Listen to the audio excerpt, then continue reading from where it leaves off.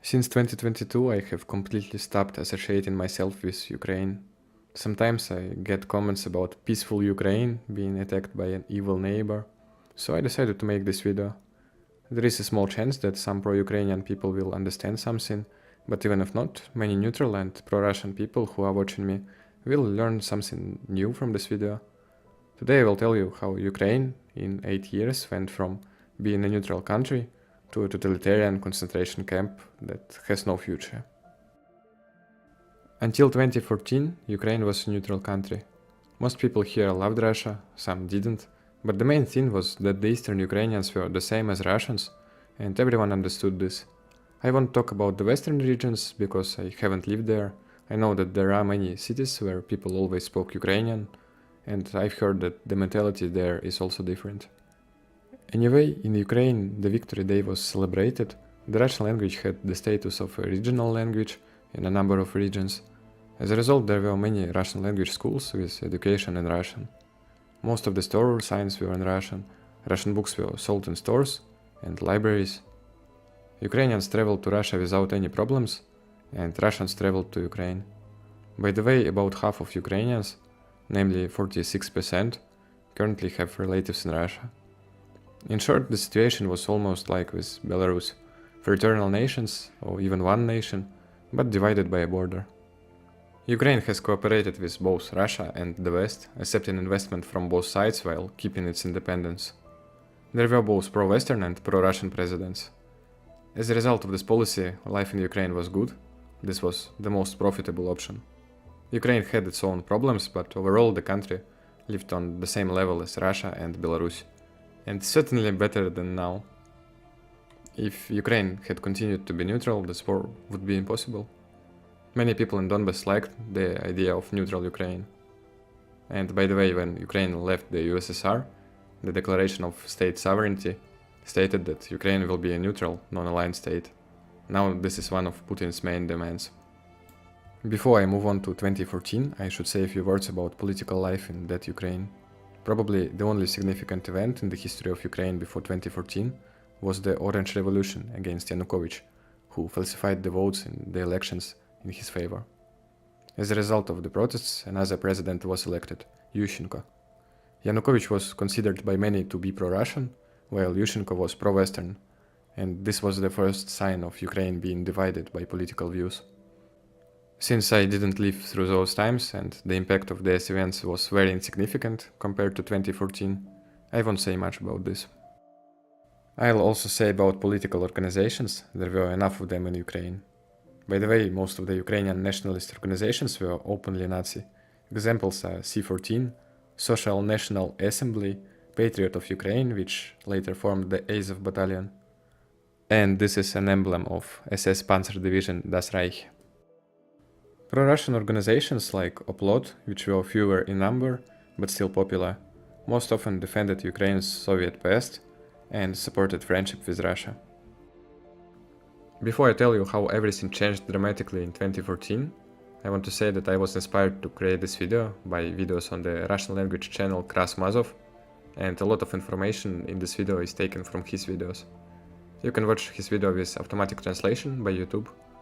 They are much more detailed than my videos, and the Disco Elysium style is nice. I especially recommend to watch the video about Ukrainian totalitarianism. It tells in detail about Ukrainian society. The author of this channel, by the way, is from Kharkov. And before starting, I want to say that I put a lot of efforts to make this video. It took me around a week, and I really tried to make it detailed. So if you want to support my efforts, you can send me a donation on Boosty. I have no YouTube monetization, so it's my only income from these videos. So everything in Ukraine changed after Euromaidan that happened in 2014. Ukraine calls these events Revolution of Dignity. This is not the video about Euromaidan, so I'll just say a few crucial things. There were many reasons for the Maidan. For example, that President Yanukovych was a very weak leader, a bad president and also a thief. So there were many who wanted to overthrow him.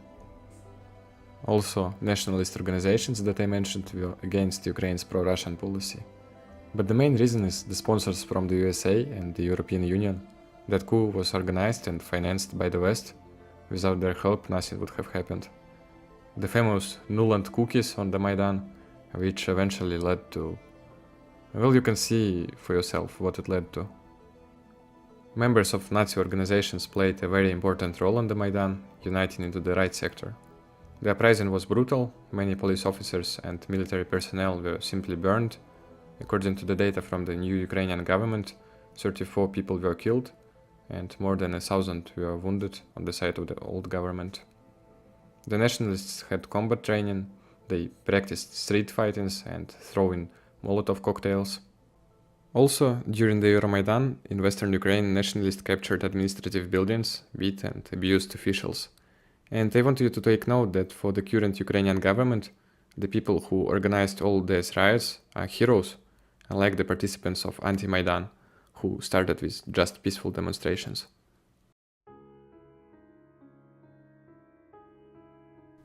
It's also necessary to mention that then, in 2014, all these Nazis held torchlight processions, shouted "Death to the Moscovites", and they also really liked Hitler and swastikas. I also have to mention Stepan Bandera, man who was a leader of Ukrainian nationalists during World War II, who sided with Hitler. He is probably the most loved historical figure in Ukraine. Ukrainian nationalists also honor the memory of Galchina SS division, which was formed from Ukrainians. Now about the anti-Maidan. A huge number of people in the eastern cities of Ukraine didn't like the nationalists and Nazis, so they organized protests against the new government. Such actions took place in Odessa, Kharkov, Zaporozhye, but they were suppressed there. Only Donetsk and Lugansk regions, and of course Crimea, were able to truly fight back. The only region that was really lucky was Crimea. One of the leaders of the right sector promised to send trains of friendship to Crimea with fighters who will suppress supporters of joining Russia. Fortunately for the Crimeans, these trains never arrived, and on March 18, 2014, Crimea officially became part of the Russian Federation. At first, many anti-Maidan supporters wanted the federalization of Ukraine so that the eastern regions would have their own rights and Russian as a regional language. The new government decided to crush the protesters. I want to say once again that when nationalists seized administrative buildings in western Ukraine, they weren't punished.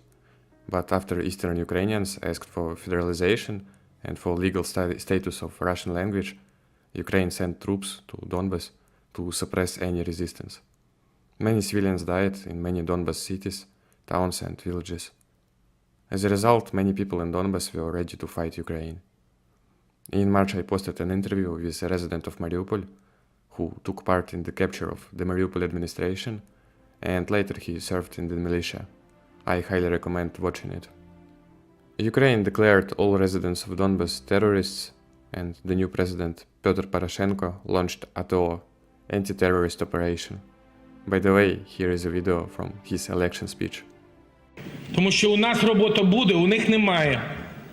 У нас пенсії будуть, у них немає. У нас піклування під дітей, під людей, під пенсіонерів, під дітей буде, у них немає. У нас діти підуть до школи, до дитячих садків, у них вони будуть сидіти в підвалах, бо вони нічого не вміють робити. І так, і саме так ми виграємо цю війну. This is how Ukraine turned Donbas people against itself. Ukrainian troops committed a huge number of war crimes, including shelling of civilian areas of Donbas cities. The Azov battalion was especially distinguished. If you are interested in their history, you can watch a 3-hour-long video by Krasmazov. As a result of all these events, a huge number of members of far-right organizations received high posts in Ukraine, including outright Nazis who participated in political assassinations. Unfortunately, I can't tell about everything that happened, although many cases deserve separate videos. May 2nd in Odessa, shelling of different cities by Ukraine, 300 Zaporozhye residents, May 9th in Mariupol, the fight of the Ukrainian government against its own citizens. Now briefly about the propaganda that the new Ukrainian government immediately began.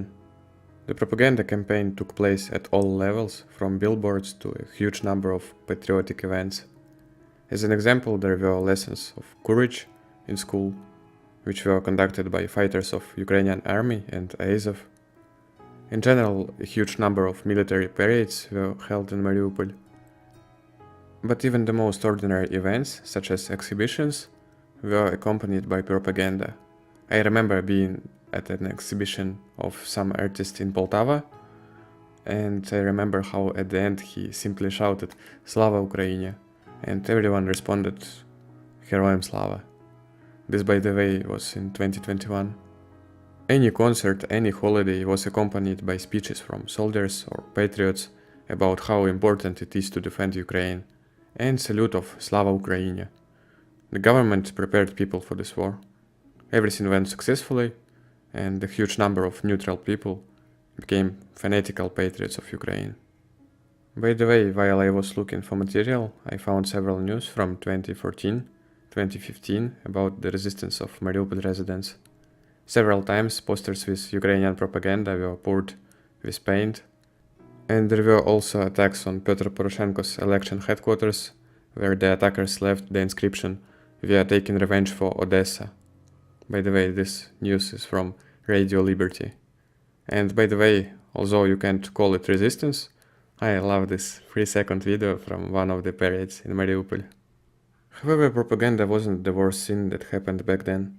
Hundreds of people in Mariupol simply disappeared in 2014. Azov kidnapped people who supported the rebels, and Russia tortured and killed them. All this happened in the basements of the Mariupol airport. Военные преступления от Украины именно в 14-м, вот подвал аэропорта, библиотека, вот это все было? Есть какие-то знакомые случаи? Да, с моего отделения, что я говорил, пацанов, получается, больше половины было в аэропорту, в библиотеке. Не вернулись? 3 вернулось по обмену. И то не вернулись, и через, получается, 27 декабря 2014 года последний раз с ними общался, они вышли на задание в Павлополе и пропали без вести. Что на самом деле произошло, не знаю, слухи ходят разные. Вот было интервью Акима Апачева с Ксенией Собчак. Он там показывал фотографию пацана с позывным Кипиш, это был человек с моего отделения, он пропал в аэропорту. То есть пацаны, просто даже в интернет забить, какие люди были обменены, как они выглядели. То есть, там у людей просто там очень жестко было, там проломаны головы, спороты всякие, там жестко. То есть прям очень сильно издевались.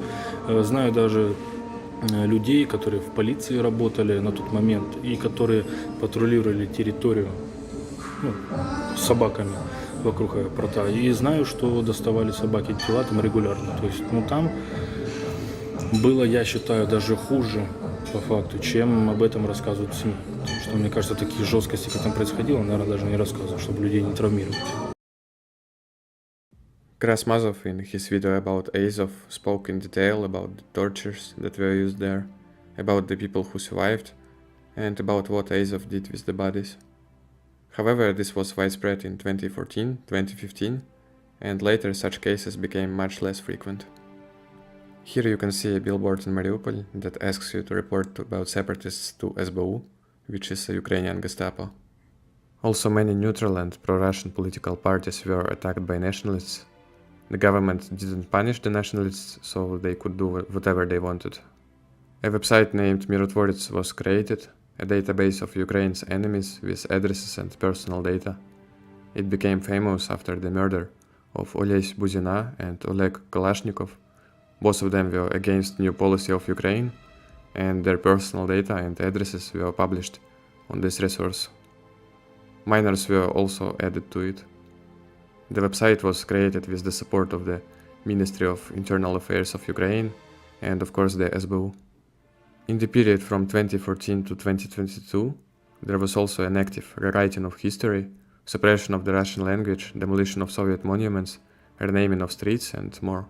More details about this in my video, How Ukrainian Society Fights Reality. In 2021, Ukraine adopted a language law that removed education in Russian, books in Russian, advertising and store names in Russian. For me, the adoption of this law was the moment when I realized that I don't like Ukraine. So Ukraine could have prevented this war in dozens of ways, for example by following the Minsk agreements, which Ukraine didn't even think of following, or recognizing Crimea as Russian in exchange for Donbass. But now it seems that Ukraine wanted this war.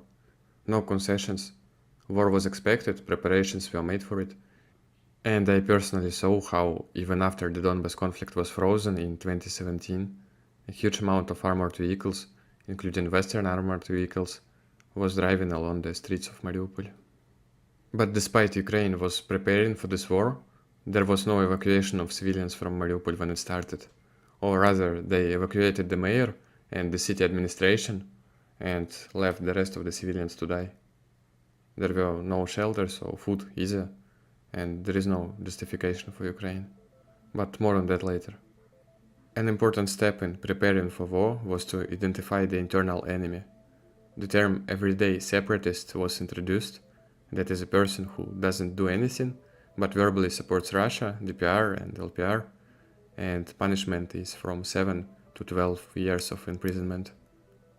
Ukraine banned Soviet symbols, started finding old people for the posts with USSR flags in social networks, and sometimes the SBU posted and still posts news about the arrest of a person who has a Soviet flag, St. George's ribbon or anything equally dangerous. They also banned the denial of Russian aggression, and in practice this means a ban on the truth, because if I say that in Slaviansk local residents joined the militia and in Donetsk locals voted for separation from Ukraine, this is already considered a denial of Russian intervention, because according to Ukrainian propaganda, the Donetsk region was captured by Russian troops. Ukraine has also militarized children. Firstly, schools began to pay more attention to defending the homeland, but this is understandable, after all, Russia is doing the same thing.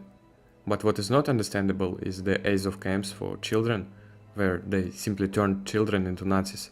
Here are some videos that speak for themselves. Рій, наше гасло. України, діти, ми. Нехай Москва лежить в руїнах, а нам на це не чхати. Смерть, смерть москалям! Смерть, смерть москалям! Europe. Повернем Крим, за ним Кубань! Повернем Крим, за ним Кубань! І проженемо москальську зрать! І проженемо москальську зрать! Ви москаля! Ви москаля, складайте трупи!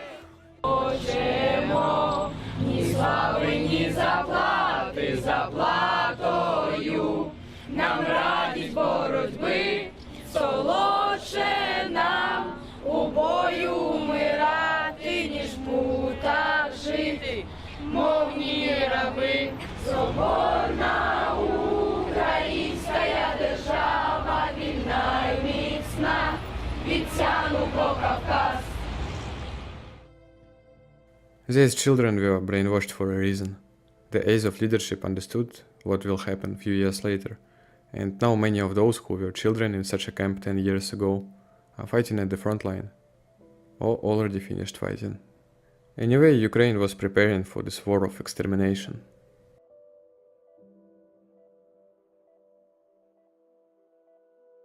When the full-scale war began, Ukraine had already lost. Ukraine's only chance would have been negotiations in Istanbul and peace with Russia, but thanks to the West, the war dragged on. And despite Ukraine's military victories in 2022, I knew that this country has no future. There were problems with Ukraine's demography and economy before the war, but now they have simply been destroyed. Before the war, Ukraine had a population of 37 million if you count only the territories controlled by Kiev. Data on refugees varies. Different sources report the number of refugees to be between 6 and 11 million. Russian sources are claiming about 5 million of Ukrainian refugees in Russia. The losses of the Ukrainian armed forces are classified, but I think that there are at least 500,000 dead, and maybe even a million. And now the TCK continues forced conscription. So the question is, what future awaits such a country? Millions of refugees will decide to stay in Europe and in Russia. They simply have no reason to return back. No one will bring back the dead soldiers, and we shouldn't forget about the disabled, of which there are already many in Ukraine. Who will live in this country and why? The economy is also in bad shape. The main industrial regions are already under Russian control. And that's not to mention the damaged power grid and Russian drone and missile attacks on industry. And the forced conscription of workers doesn't improve the situation either. And it's very naive to believe that the West will help to rebuild Ukraine. The West simply has no reason to do this. And my question for the Ukrainians who are proud that Kyiv wasn't taken in 3 days: are you enjoying it? Are you sure that a bloodless takeover in 3 days would have been worse than this? I don't know what kind of mental gymnastics you need to do to be happy about the continuation of this bloodshed. Ukraine's last strategic victory was the capture of Kherson 2 years ago. And what are you hoping for now? At the beginning of the war, I couldn't understand what Ukraine was fighting for. And I still can't. For dreams about the European Union? Nobody promised to accept Ukraine into the European Union. For the freedom? Sure, freedom. Watch my videos about TCK. For your homeland? But the DPR militia is also fighting for its homeland, and soldiers from Donetsk have more rights to it than soldiers from Kiev. In fact, they are fighting not to be Russia, because they have been deceived. But I took a Russian passport and I'm happy with it. Despite Russia has a huge number of problems, and it can't be called perfect, Ukraine is simply worse in every aspect. Ukrainians are fighting for the territory. Even before this war, it was clear that Ukraine needed territories, not people. They are hated here in Donbas. By the way, a relatively neutral friend from Donetsk asked me what Ukraine would do with the territory where they are hated by everyone. And Ukraine is spending a huge amount of lives and money just to take our land. Overall, it's clear that Ukrainian government doesn't care about people. Mariupol is a good example of it. As I said, Ukraine just sacrificed people and city, and then used this tragedy in propaganda to convince everyone that Russia is an aggressor. City administration said that everything will be alright and it's no need to leave the city. And Mariupol mayor escaped to Zaporozhye and uploaded videos that everything is alright in Mariupol, while we had no food and no shelters. There is one more interesting fact about this tragedy that I never mentioned before. Once in Kiev, Ukrainian reporter occasionally met mayor of Mariupol and asked him on camera why he abandoned city in the second day of war. And mayor answered that he got an order to leave the city. And his answer is not clear. He said that it was an order from commander-in-chief, that is Zelensky. And then he immediately corrects himself that that was an order from the head of military administration of Donetsk Oblast. It looks like he accidentally said the truth, but he's not allowed to say it, so he changed his answer. But it's not clear. Anyway, I want to remind you that no one was punished for this tragedy. It's also important to say about Ukrainian support of refugees from Mariupol who left to Ukraine because they hate Russia. Ukraine doesn't care about them. The only thing that they have from Ukrainian government is 2000 hryvnias per month, which is $47. And it's not for Mariupol citizens especially. It's for all Ukrainians who changed region because of war. And that's all support from Ukrainian government. No compensations, no special status. Only volunteers are trying to help with humanitarian aid, but that's not enough. But at least Ukrainian government funds such projects as Mariupol Reborn. I'm sure this is the best use of the government money. You can also see how Ukraine cares about its soldiers. What did Ukraine achieve with Kursk operation? The most important target that they achieved was capturing the supermarket in Sudzha. And they were really proud of it. They even placed photos with this supermarket in a museum in Kiev. But they couldn't even hold it. Seriously, I still can't understand why Ukraine decided to make this operation. They didn't reach city of Kursk or Kursk nuclear plant while losing thousands of soldiers. And despite this is definitely a failure for Ukraine, no one was punished for this. There are more examples like Krynki, a village in Kherson Oblast, where Ukraine lost at least 1,000 of men, according to Ukrainian official data. And Ukraine has the same attitude towards cities and infrastructure. In Mariupol, Ukraine had no time to make a strong defense, so I survived and can make this video. But look at Bakhmut, where Ukraine organized a real defense. I didn't see any news about Bakhmut being revived, and I doubt that I will see. I also found there's 3 videos where Ukraine exploded apartment buildings in Bakhmut to stop the Russian advance.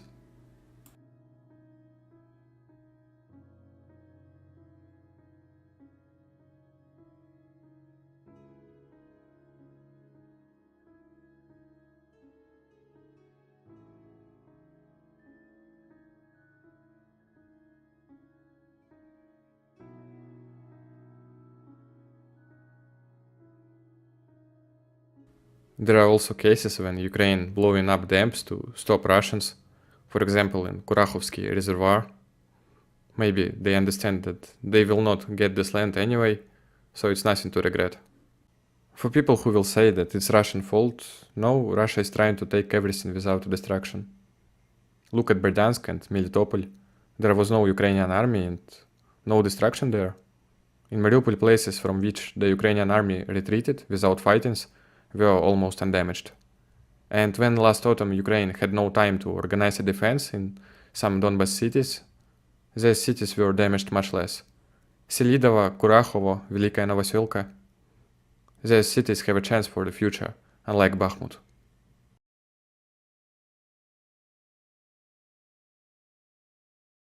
Now about Ukrainian society. Majority of Ukrainians are brainwashed.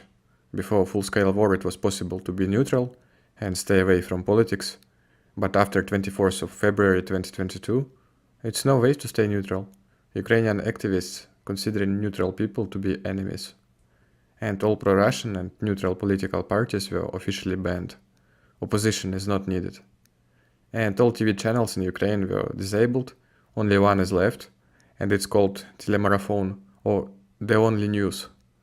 It helps government to control the information. Other sources of information are not needed. Other opinion is not needed. Russia is evil and it's necessary to fight it. No need to use your brain. Of course, there are also Ukrainian Telegram and YouTube channels, and they are also united. No way to find a channel with a different opinion. And no way to find neutral channel. It doesn't matter if this is a channel with memes or a channel about video games. If it is in Ukrainian language, in comments you will see people wishing death to all Russians, and admins will collect donations for Ukrainian armed forces. And this propaganda system is much more effective than you can imagine. Firstly, Ukrainians are isolated from information that can make them doubt. They don't know about war crimes of Azov, because Ukraine is obviously never talking about it. Or they don't know that Mariupol is being rebuilt. There are channels saying that it's only 2 buildings that were painted for photo. And Ukrainian channels also saying that only migrants from Russia are living in Mariupol, despite there are not many of them yet.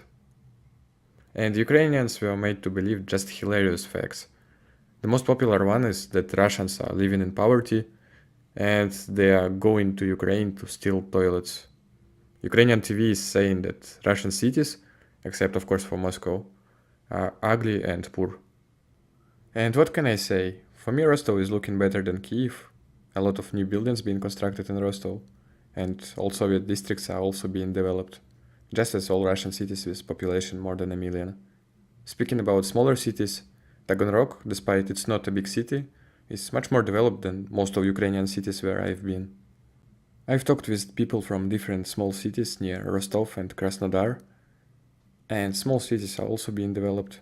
For example, Slaviansk-on-Kuban, 50,000 of population, is also being developed, like this new school was built in 2019. Ukrainian and Western propaganda is focusing on small Russian villages with few hundreds population or even less.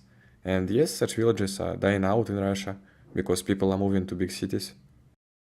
74% of Russians are living in cities. One of the most known facts is that 20% of people in Russia don't have a sewerage. And it's true, because in villages people are living without it.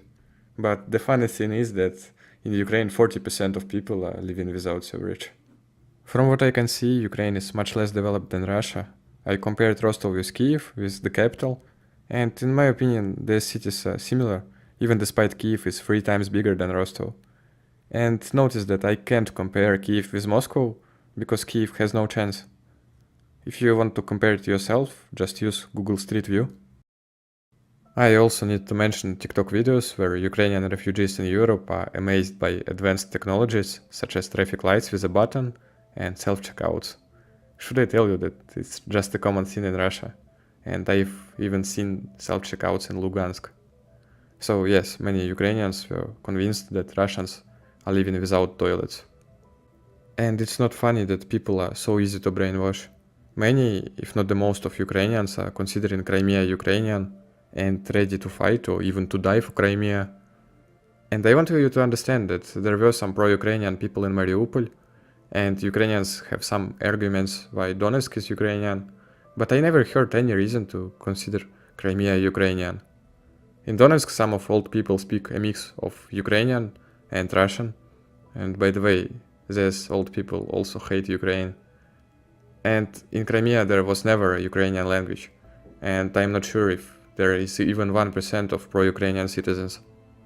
I can understand Crimeans who join Russian army because it's their land and they understand what Ukraine will do with residents of Crimea. But I can't understand why guys from Western and Central Ukraine want to die for Crimea. In my opinion, there is nothing to die for in Ukraine.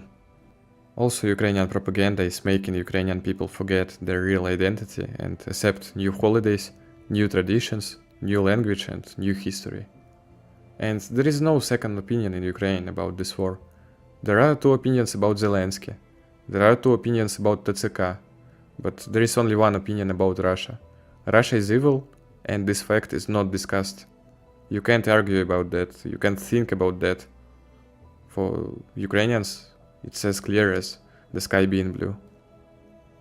The leaders of public opinion are soldiers and volunteers who are helping army.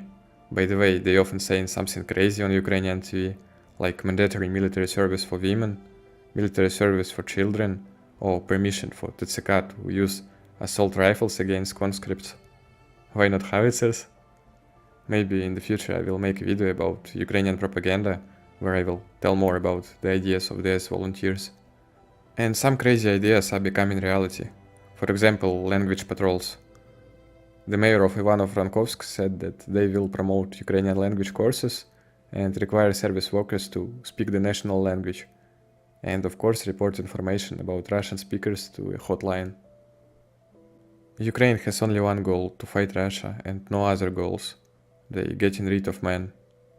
Recently they officially opened the service to 18 years old, although before that there were confirmed cases of 18 years old being kidnapped by the TCK. By the way, the Supreme Court of Ukraine ruled that illegal mobilization is not a reason for exemption from service. That is, even if a person who was taken by the TCK proves that he has a right not to serve, he has no right to leave the military. And the people are mostly supported, very few use their brains. Of course, many people don't like the government, but the majority want war. And if you don't want war, then you are a traitor and the SBU is waiting.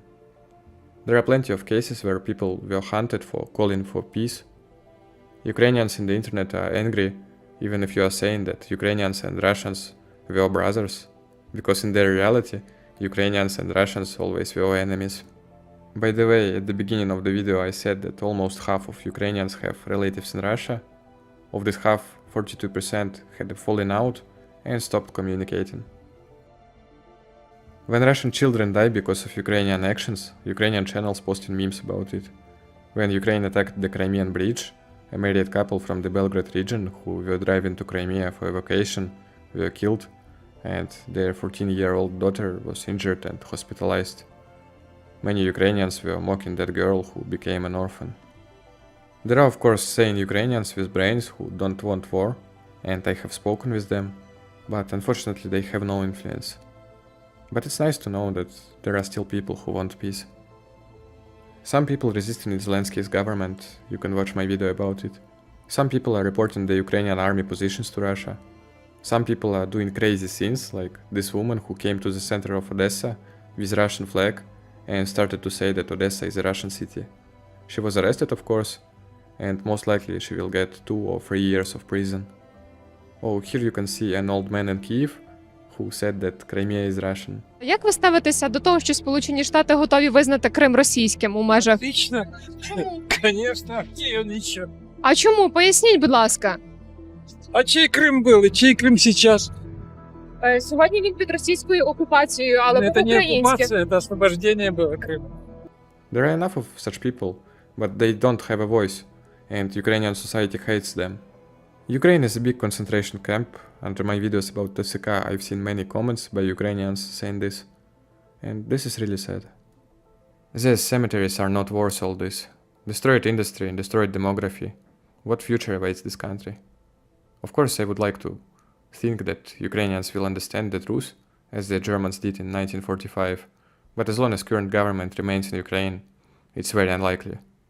But I still want to believe that common sense will prevail over propaganda and our nations will become brothers again. Thanks for watching.